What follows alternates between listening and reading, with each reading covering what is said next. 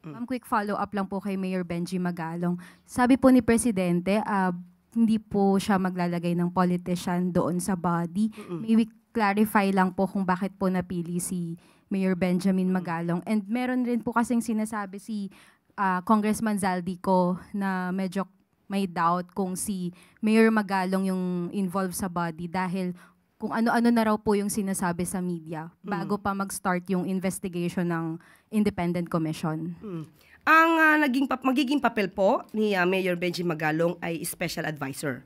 Hindi po siya kasama doon mismo sa 3-member commission. At malaking magiging tulong din naman po kung anong po ang nalalaman ni Mayor Benji Magalong. So bigyan po natin siya ng pagkakataon. At ang pagkakataon pong ito ay dapat niya ipakita sa taong bayan para mapagsilbihan kung anong interes ng taong bayan. Thank you po, Malacanang Press Ma'am, Corps. follow up lang din po, ma'am. Isa lang po, ma'am.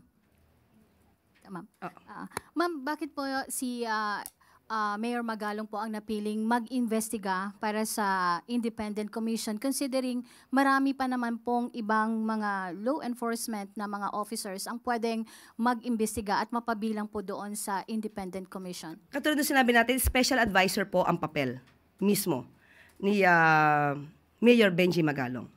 So, dun po ang kanyang papel. Hindi po siya miyembro ng komisyon. Okay. Mag-iimbestiga po siya, ma'am. Kung ano man po ang makukuha niya sa pamamagitan ng kanyang effort, maaari niya po itong ibigay mismo sa ICI.